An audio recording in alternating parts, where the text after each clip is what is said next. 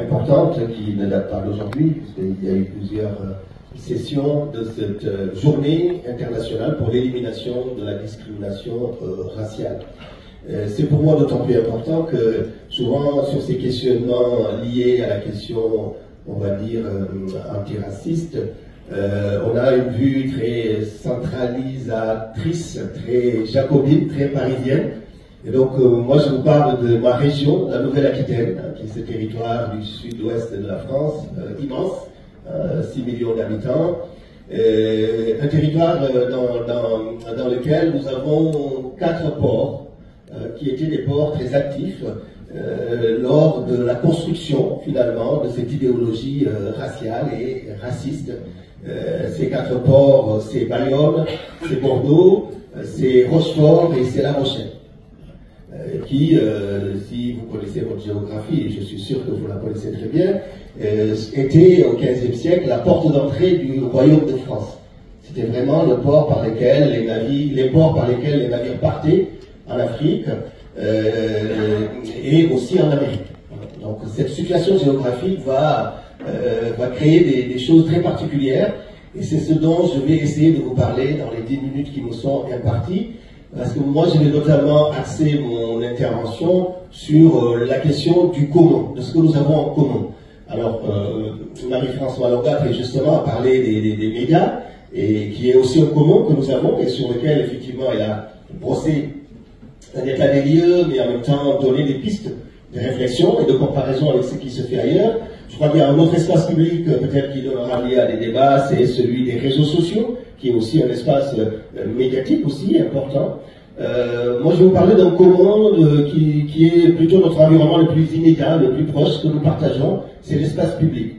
Ce sont les rues, ce sont les places dans lesquelles aujourd'hui nous sommes amenés à vivre.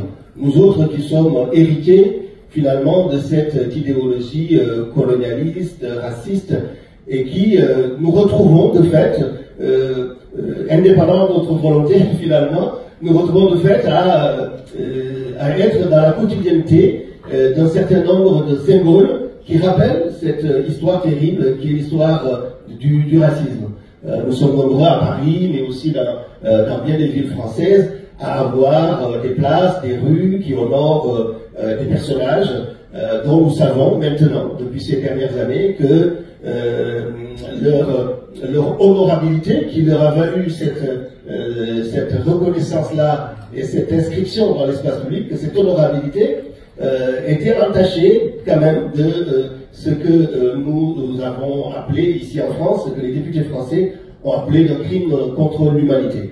Et c'est ce dont je vais vous entretenir, parce que dans cette région de la Nouvelle-Aquitaine, mais aussi un peu partout en France, ces symboles de l'histoire du racisme dans l'espace public vont générer véritablement des tensions ces dernières années qui se sont exacerbées au point où vous avez tous sûrement peut-être participé à la plus grande mobilisation pour les droits des Noirs du XXIe siècle, qui a été à cette mobilisation consécutive au meurtre de George Floyd. C'était en mai-juin 2020.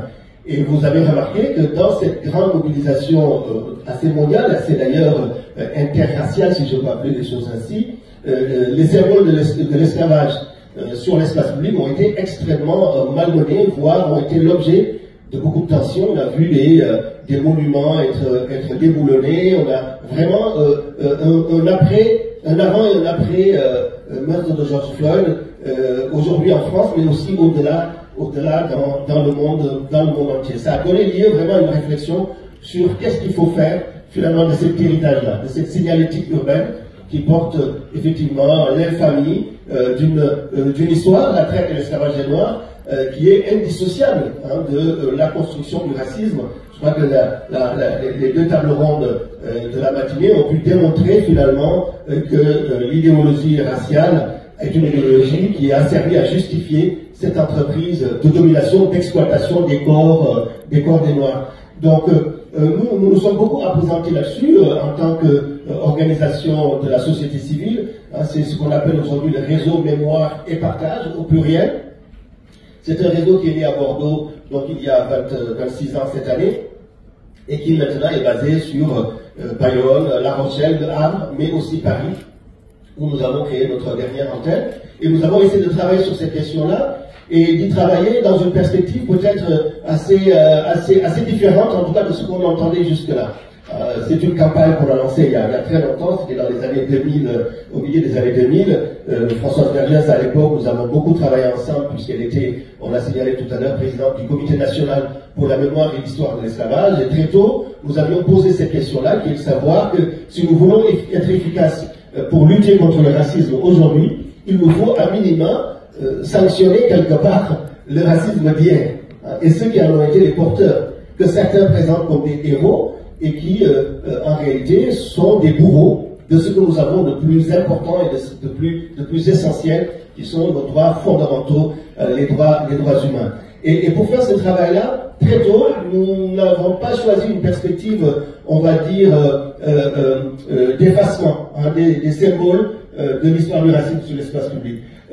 À Bordeaux, pour vous donner un exemple, on a une vingtaine de rues qui honorent des gens qui ont soit armé des navires qui ont fait la traite des Noirs, soit étaient capitaines des navires négriers, soit ont possédé des plantations coloniales en Amérique. Alors je vous rassure, nous ne sommes pas allés jusqu'à la citation de l'abbé Grégoire, qui lui allait jusqu'au marin, jusqu'au matelot qui participait à une expédition négrière pour l'abbé Grégoire, dont vous connaissez le rôle abolitionniste pendant la Révolution, jusqu'au marin était un négrier. Donc sur Bordeaux, qui était, bon, on va dire le port, la ville la plus importante dans cette histoire-là, parce que Bordeaux ne fait pas seulement de traite comme Nantes, Bordeaux vit du système esclavagiste qui est beaucoup plus large, plus ample, plus important et plus long que la traite qui a été relativement courte. Il y avait une vingtaine de rues qui avaient été recensées à Bordeaux, on en avait recensé une dizaine à Nantes, on en avait une dizaine à La Rochelle, au Havre.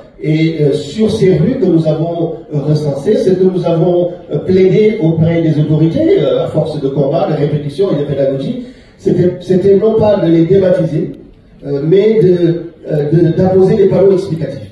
Parce que pour nous, il était beaucoup plus efficace de rajouter du sens, de rajouter de la pédagogie, de rajouter de la dignité, plutôt que d'en enlever. Et ça, nous l'avons fait aussi sur une observation peut-être assez fine quand même de l'histoire finalement de cette volonté d'effacer finalement les symboles du passé. La Révolution française, vous le savez, a été très friande de débaptiser, de déboulonner les symboles des régimes précédents. Vous le savez aussi que pendant la Seconde Guerre mondiale, après la Shoah, en France, on a débaptisé, déboulonné toutes les statues des nazis, des collabos français. Et pour autant, jamais l'extrême droite et la pensée raciste n'a été aussi importante en France. Donc comme s'il suffisait d'effacer les symboles pour que la pensée et ce qui la nourrit disparaissent.